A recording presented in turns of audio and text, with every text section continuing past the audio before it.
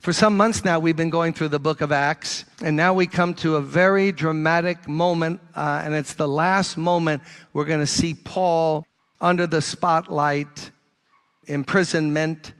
He's been arrested, and for those of you that are visiting, Paul was once, as we're going to see, a persecutor of the Christian church. Now he's an apostle, he's a preacher, he's an evangelist.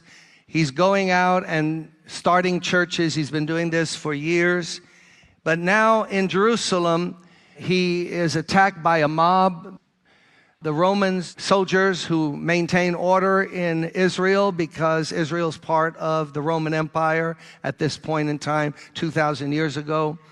He's put into their custody, and he ends up in a town on the Mediterranean called Caesarea. And at this time, he is under the custody of the governor whose name is Festus, F-E-S-T-U-S. And Governor Festus doesn't know what to do with him because although the Jews are pressing to get him killed, the Jewish religious leaders, he cannot find a charge that will stick, that the Roman government can then go and execute Paul as they want them to. So he's kind of stuck, and he doesn't know what to do. And now we learned last week that Paul has said, no, I'm not going to Jerusalem, because he knows they're going to try to kill him there. He says, no, I'm a Roman citizen. I appeal to Caesar. I want to go to Rome and be tried. And if I've done something that deserves death, I'm not afraid of that. Then take my life. But I'm not going with them. They're not going to give me an objective hearing. They've got an agenda. I want to go to Rome. So Festus now is going to send him to Rome, which is going to take up the rest of the book of Acts, his trip to Rome. But he doesn't still know what the charge is. If you're going to send someone to Caesar, you got to have a charge so he can be tried in a proper way. Now, who comes and visits him while Paul is languishing there in prison, who visits him is King Agrippa, who's one of the Herod family from King Herod. And this is quite a family in the New Testament. King Herod the Great, the one who built the temple that was there when Jesus was walking on earth, he was the one who had all the babies killed in Bethlehem, trying to locate this possible Messiah that might be a threat to him. His son was the one who beheaded John the Baptist, and who Jesus called the fox. And then another one of his relatives was the one who had James, the brother of John, killed in the book of Acts. So Paul now, this is the dramatic scene. Paul is brought in, and Festus has told King Agrippa, could you hear him out? You're Jewish. I'm not into this. I don't roll that way. I don't know what charge I should put on him, but I got to send him to Rome now. He's appealed as a citizen, and we're going to obey the law and send him. But what charge should we give? Could you give it a hearing? Herod says, King Agrippa says, I want to hear. So he and his wife are there, and Governor Festus is there, and they all have authority kind of to take Paul's life. And Paul's brought in. So this is the dramatic scene. There's other people on the outskirts of this scene, but it's Paul, and it's Governor Festus, and it's King Agrippa. Now, King Agrippa is going to say, okay, Paul, you can speak on and make your defense. And we're not going to read the whole sermon, but this is full of interest. We might spend a little time in this because it shows us so much about his message, his life, what Christianity was like 2,000 years ago, why it was so powerful in converting people to the cause of Christ. We're going to read it with interest. Why did God put this in the Bible, and what can we learn from it? So let's first get the historical narrative. Then Agrippa said to Paul, you have permission to speak for yourself. So Paul motioned with his hand and began his defense. King Agrippa, I consider myself fortunate to stand before you today as I make my defense against all the accusations of the Jews. And especially so because you are well acquainted with all the Jewish customs and controversies. Little side note, history tells us that Agrippa happened to be raised with a lot of religious training, so he knew a lot about the Jewish religion. Therefore, I beg you to listen to me patiently. Very polite, very logical. The Jewish people all know the way I have lived ever since I was a child, from the beginning of my life in my own country and also in Jerusalem. They have known me, this is in Acts 26, for a long time, and can testify, if they are willing, that I conformed to the strictest sect of our religion. I living as a Pharisee. All right, side note, there were two groups, main groups in Judaism at this time. There were the Sadducees, who were more liberal and more connected with government position. And then there were the Pharisees, the Hasidim, the ultra-Orthodox. And they were respected by the people. They were full of self-righteousness. They were very legalistic. And Paul says, I wasn't of the liberal group. I wasn't a Sadducee. I was a Pharisee. I was raised as a Pharisee. I was ultra-Orthodox. So know that as I'm giving my defense. And now it is because of my hope in what God has promised our ancestors that I am on trial today. This is the promise our 12 tribes are hoping to see fulfilled as they earnestly serve God day and night. He's probably talking about both the coming of the Messiah and the resurrection of the dead. King Agrippa, it's because of this hope that these Jews are accusing me. Why should any of you consider it incredible that God raises the dead? In other words, now he's going to lead to Jesus, and he says, if you find this fantastic, that Jesus died and rose again from the dead, why should you? If God is God and he has all power, why can't he raise a dead person? That's his argument. Because then he wants to show that Jesus was crucified and rose from the dead, and that all people eventually, everybody in this building, we're going to be raised from the dead. Death does not end anything. It leads to the final judgment and then ushers in eternity. I too was convinced that I ought to do all that was possible to oppose the name of Jesus of Nazareth. And that is just what I did in Jerusalem. On the authority of the chief priests, I put many of the Lord's people in prison. And when they were put to death, I cast my vote against them. Many a time I went from one synagogue to another, there were many in Jerusalem, to have them punished, and I tried to force them to blaspheme. I was so obsessed with persecuting them that I even hunted them down in foreign cities. On one of these journeys, I was going to Damascus with the authority and commission of the chief priests from Jerusalem. About noon, King Agrippa, as I was on the road, I saw a light from heaven, brighter than the sun, blazing around me and my companions. We all fell to the ground, and I heard a voice saying to me in Aramaic, Saul, Saul, why do you persecute me? It is hard for you to kick against the goads or the spikes. Then I asked, who are you, Lord? I am Jesus, whom you are persecuting, the Lord replied. Now get up and stand on your feet. I have appeared to you to appoint you as a servant and as a witness of what you have seen and will see of me. I will rescue you from your own people and from the Gentiles. I am sending you to them, to open their eyes and turn them from darkness to light and from the power of Satan to God, so that they may receive forgiveness of sins and a place among those who are sanctified or set apart by faith in me. So then, King Agrippa, I was not disobedient to the vision from heaven. In other words, that's why I'm here. Because this is what happened, and when he told me what he's going to do with me, I didn't shirk it. I didn't rebel. I did what he asked me to do, and he's been helping me, and that's why I'm here today. It's because I've been preaching this message, and I'm a believer in this Nazarene, Jesus Christ.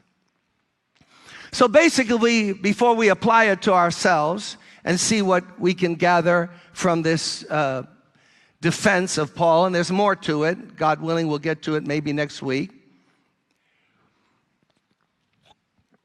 We have, just looking at Paul, these three things about him. That he opposed and fought Jesus. Number two, he then met Jesus. Then number three, he obeyed Jesus. That's simple. He opposed Jesus. That's what he's telling us. Then he's saying, I met Jesus.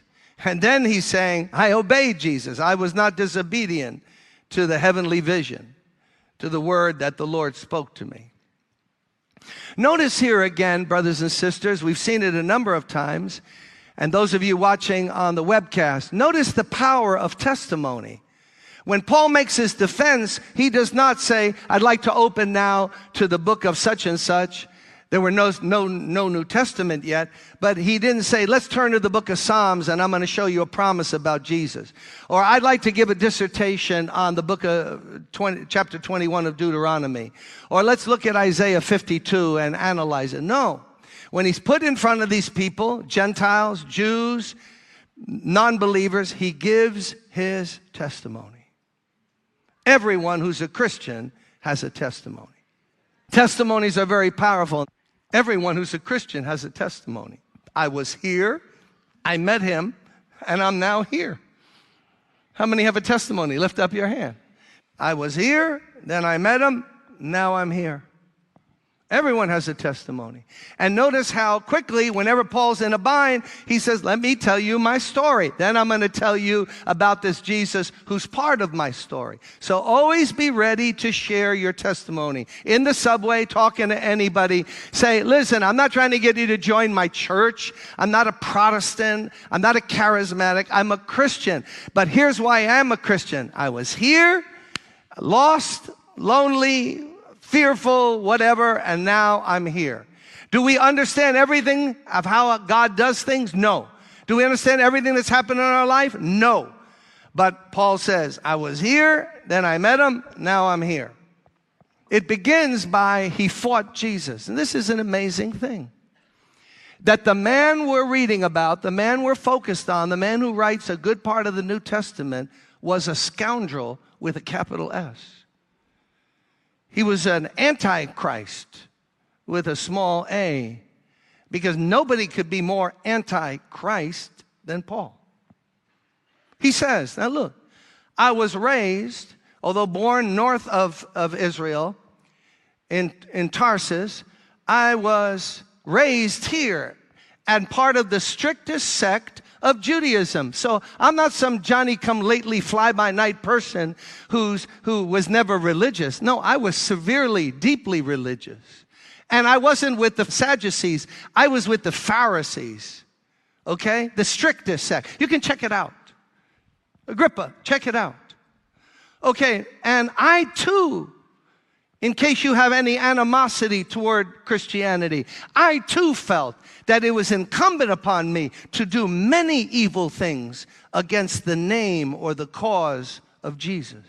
I hated the name of Jesus. Isn't this amazing? Doesn't it make us stop and think that the man who's going to write most of the New Testament and who's focused on here was a hater of Jesus?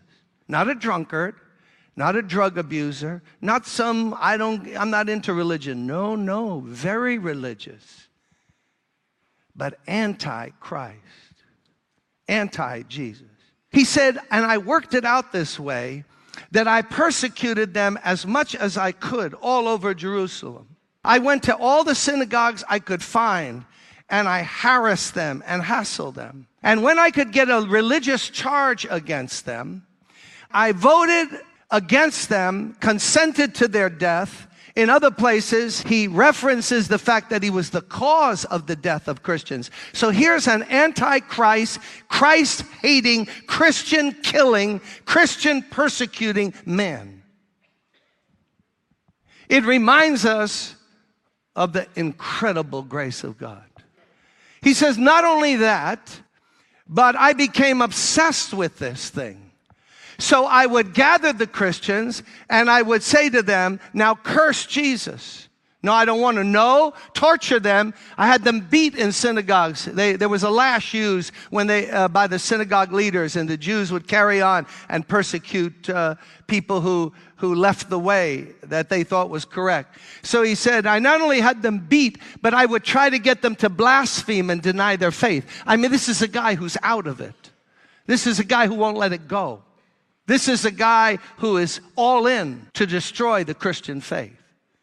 I not only went about doing that in the synagogues in Jerusalem, that wasn't enough for me. I was all in. And I would go to other cities.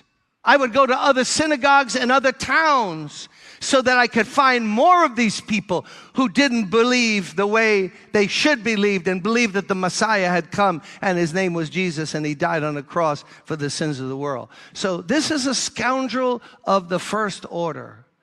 This is a person that if you and I were living today and we were living back in that day and we heard the name Saul of Tarsus, the blood pressure goes up. We're concerned that he's even around because he's out to destroy you. He's out to destroy me. Then he says, I met Jesus. I was hating based on ignorance. But then I was going to Damascus. Why? Not for R&R. I was going there to get with credentials and authority from the religious leaders in Jerusalem. I was going into Syria to Damascus, where all the conflict is going on today now. And I went there to go to those synagogues because I heard there were Jews who believe in Jesus there. And any Jew who believes in Yeshua is my target. So he says, I'm on the way, and at noontime, at the brightest part, and by the way, one commentator has brought out an interesting thing. Back in those days, it's so hot in the Middle East that no one hardly ever traveled at noontime unless you were in an emergency trip. And this was the dedication of this persecutor of Christians. He's traveling at high noon. He's not going to rest in the heat of the day. He's got to go about his business. He said, then a light shone brighter than the sun, and it overwhelmed all of us that I was traveling with, and we were all knocked down. And I heard this voice saying, Saul, Saul, in Aramaic, a form of Hebrew, a kind of Hebrew that was spoken that day by the common people. Saul, Saul, why do you persecute me? Well, who are you?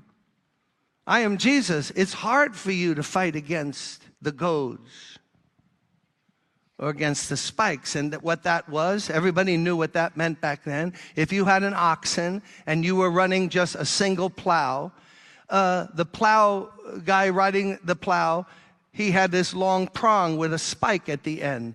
And the oxen, when you put the yoke on the oxen, they would fight it and try to get out of it and not be going and doing their work. So the minute they fought, he would just stick them. Just stick them. In other words, the more you fight, the more you get stuck. Now, if there was a wagon of some kind that the oxen were dragging, it would be built in on the bottom part of the wagon that the minute they would kick and fight against it, they would actually get cut by these spikes, these goads. And Jesus says to him, it's hard for you to fight against the goads, isn't it? What was that? What were the goads? What were the spikes? It probably is that when Stephen, the first Christian martyr that we read about earlier in the book of Acts, when Stephen, who was not a minister, a pastor, an evangelist, he was a deacon, but he was mightily used by God to testify about Jesus. When Stephen gave his testimony, because they hated him so much, the religious authorities, before they stoned him, he was preaching and sharing Christ, and now they went to stone him, and they had to take their coats off to throw him. And guess what they did? They took their coats off and they laid them at the feet of Saul of Tarsus. So we know that Saul, as a younger man, saw Stephen get stoned to death. And he saw and he heard Stephen say, Lord, don't lay this to their charge.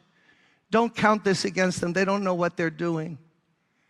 It seems like that left an impression on Saul of Tarsus. That was planted in his heart. Wait a minute, there's something real about this. Who could be loving and kind even when people are stoning you?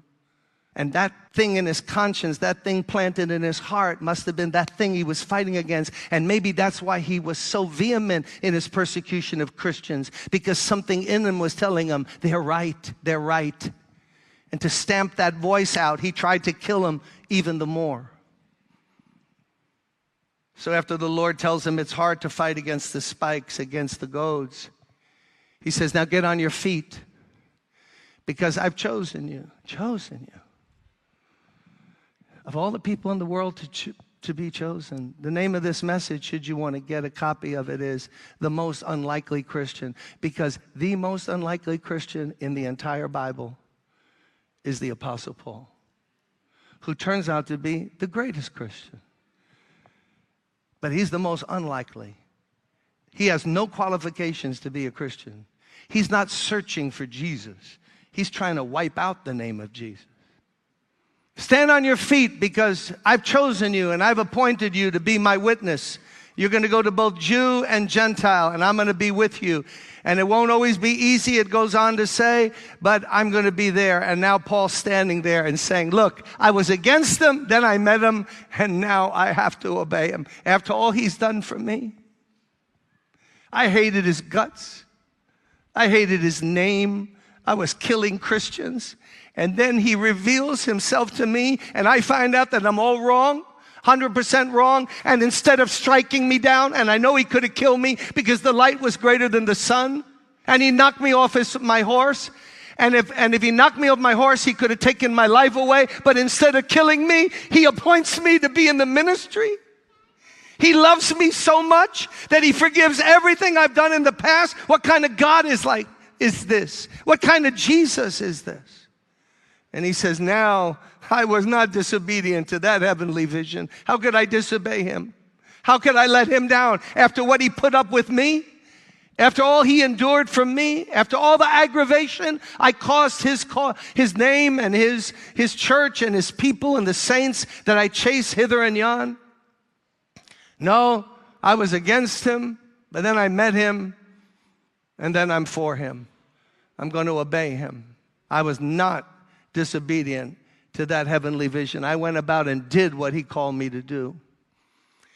What are the lasting lessons for us? Number one, is this not amazing? Do you understand this, brothers and sisters in the choir? Do you understand this, ladies and gentlemen? Do you get it out here? Do you get the fact that what God rejoices in is forgiving people of their sins? Don't you get it that the reason he chose Paul, Saul of Tarsus, was as an example for all of us, that there's no pit of iniquity that's so deep that God's love is not deeper still? Can we say amen to that? There's nothing you can do. There's nothing you've done. I don't care how many times you've repeated it. Obviously, he had some light because he was fighting against the goads. God specializes in taking hopeless cases and making them blessings. God specializes in taking enemies and people who we would reject and even be afraid of and saying, no, watch what I can do. One touch of my love in their life and I can change them and make them into a new creation. Paul later says in a letter to Timothy, who was a younger minister, it's another part of the New Testament for those of you who might be visiting. He says, no, don't you get it, Timothy? God saved me as an example for all future generations. I was the lowest of the low. I was the chief of sinners. I wasn't a sinner. I was the worst sinner. I wasn't a bad guy. I was the worst guy. It wasn't that I didn't care. I did care. I wanted to wipe out his name and wipe out his followers, and he still loved me. Do you get it? He still loved me. He loved me so much, he went after me. I wasn't looking for him. He went after me. Isn't that why we're here today?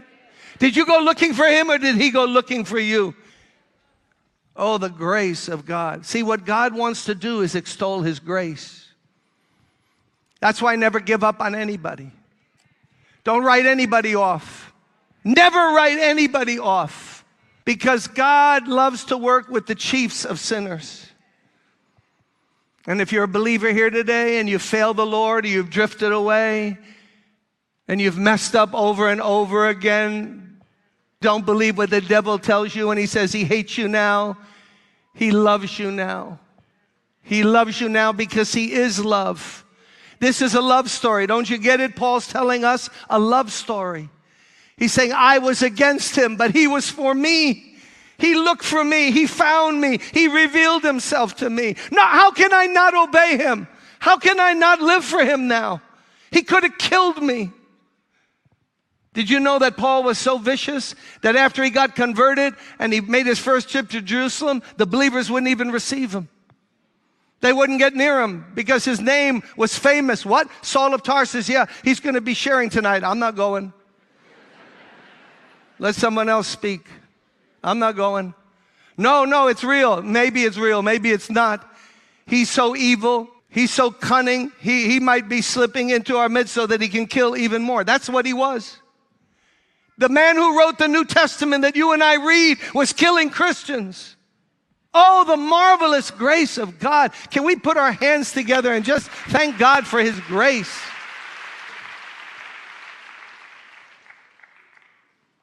That's what I live for. My wife and I have seen a lot over the years, but I still live for that. That's what makes me the happiest I can be, is when I see someone who is way out or way off, and God changes them. Oh, my goodness. And nothing's too far for God. I don't care what your son or daughter is doing, or the one that you've just run into this week and you say, oh no, there's a hopeless case. There's no hopeless cases with God. That's why Paul tells his story in such detail. Nothing's hopeless with God. And we have to be open for God to bring in here people who the world says are, get out of here. Even the world doesn't want them around. Many years ago, I was in the front of the building in our previous facility, and I was backing up like this, talking to somebody and saying, I'll see you. And I bumped into a blonde woman with high heels on. And I looked, and suddenly the voice came out and went, yo, that's okay, man.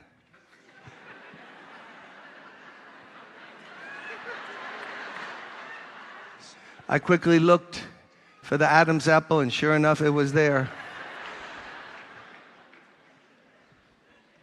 Ricardo was a transvestite hustling as a male prostitute on the lower west side of Manhattan, and he was looking good. I went to my wife, who was on the keyboard, and I said, see the blonde in the black dress, black high heels? I said, that's not a woman, that's a man. She said, I don't believe it. You won't fool me. I said, yeah, it's a man. I got to know Ricardo. Ricardo received Christ in our meetings because we had a ministry who would go out and minister and haul these people who were living in the street, doing that as their living. And Ricardo would go every day. Whoever picked him up, he would go in limos with guys coming in from New Jersey, he told me. And he'd always keep razor blades handy in case he had to slash his way out of some situation. Then I learned his story and how he was raped as a kid and how he got involved in all this stuff. Then he found Jesus. But he had gone for so many years. I think his street name was Sarah or Sarita. And he found Jesus. He started to talk to me. I said, now listen, this Tuesday, I don't want to see you in a dress again. He said, well, no, that's all I have. I said, no, we'll get you clothes. You got to dress like a man. God made you a man. You're going to be a man now. So you're going to be a man of God.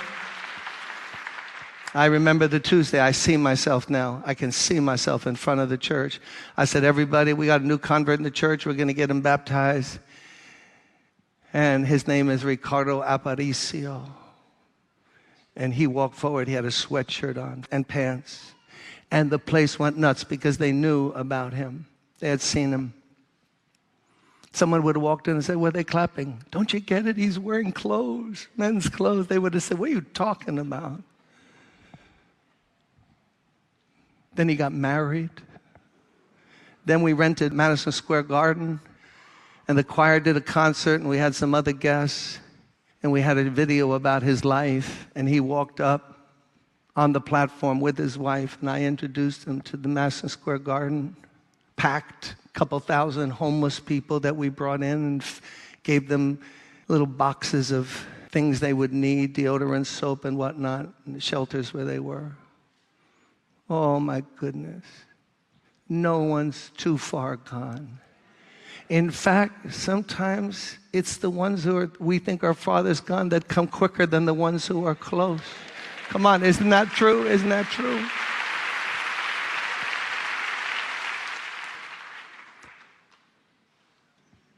See, what God wants to do today is just forgive people. Listen to me. When I was growing up, I never understood when my future father-in-law would say the word grace. I didn't know what he meant by grace. What's grace? I thought grace was with the prayer you say before you eat.